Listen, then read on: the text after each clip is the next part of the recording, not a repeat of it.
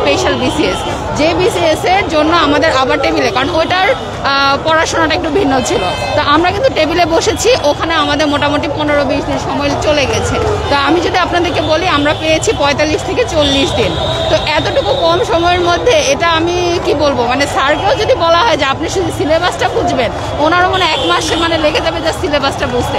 অথচ আমরা একটা সহিংস হচ্ছি না, আমরা একটা ভালো মানে আমরা ভালো মতোই ওনার কাছে যাচ্ছি যে স্যার আমাদের, আমরা বলছি না যে 10,500 টাকা আমাদের সিলেবাস কমায় দেন, আমাদের হচ্ছে কোনো আলাদা সুবিধা দেন, আমরা শুধু একটু পড়তে যাচ্ছি। মানে জানি না যে দেখেন আমি একজন নারী, আমরা কিন্তু গত বছর কোঠা সংস্কারের জন্য আমাদের প্রত্যেকটা সেক্টরে আমরা নারীর একটা কোঠা পেতাম, যে যতই মানে আমার নাম্বার কম যদিও থাকে, যদি ওখানে নারী একটা কোঠা থাকে, আমার সেই কম থেকে যে আমার একটা ছেলে পুরুষ পরীক্ষার্থী যদি 600 পেয়ে ওখানে যায়, আমি যদি 450 পেয়ে আমাকে নিতে রাষ্ট্র বাধ্য, কজ নারী একটা কোঠা, মানে আমার একটা স্পেশাল পাওয়ার ছিল। কিন্তু ওইটাও কিন্তু আমরা বাদ দিয়ে দিয়েছি। আমরা শুধুমাত্র একটা জিনিসে যে বাংলাদেশে যাতে কোনো বৈষম্য না থাকে। কিন্তু কি হলো দেখেন, আমাদের সাথেই প্রথম বৈষম্যটা শুরু হলো। মানে এটা খুবই এখন অবাক লাগে যে যখন আমাদের টেবিলে বসার কথা, আমি হচ্ছে টাঙ্গাইল থেকে এসেছি, আমার এখন দরকার নেই আমার এখানে বসে রাস্তায় থাকার, আমরা হচ্ছে কোনো চুরি চামারি বা রাজনীতি করতেছি না, আমরা এখানে এসেছি মানে আপনারা আবার চুরি আর রাজনীতিটাকে সরি আমি মানে বলতে চাচ্ছি যে আমরা অন্য কোনো উদ্দেশ্যে আসি না, এটা বোঝাতে চাচ্ছি।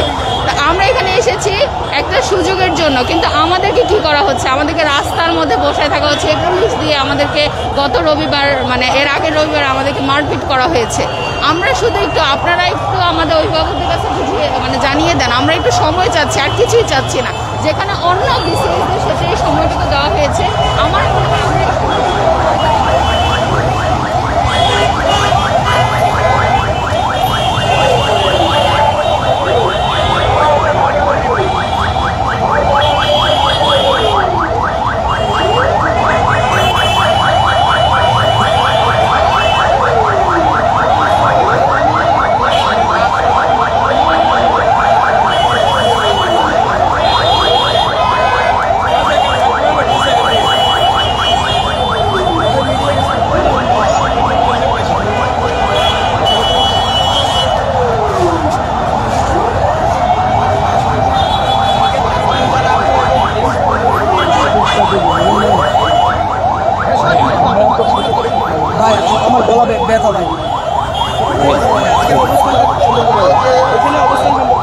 আমাদের অবস্থানটা হচ্ছে এখানে 47তম বিসিএস লিখিত পরীক্ষার যৌক্তিক সময়ের জন্য আমরা এখানে অবস্থান নিয়েছি।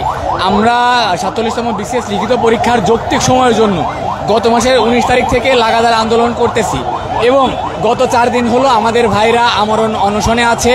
এখন পর্যন্ত আমাদের উপর মহল থেকে আমরা সন্তোষজনক কোনো ফিডব্যাক আমরা এখনো পাইনি, যার পরিপ্রেক্ষিতেই আমরা আজকে শাহবাগ মোড় ব্লকেডে আসছি।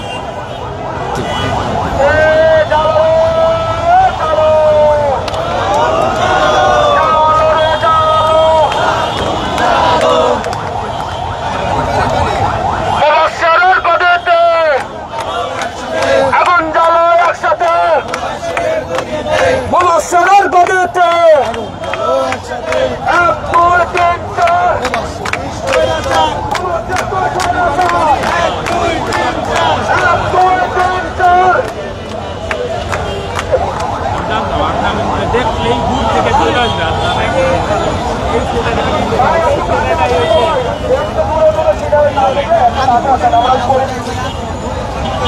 বিভিন্ন মিডিয়া আসছে আমাদের অ্যাক্টিভিটির উপরে ডিপেন্ড করছে আজকে সব কিছু।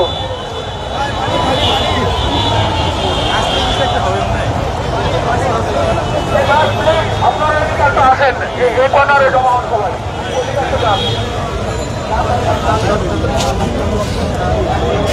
Thank you.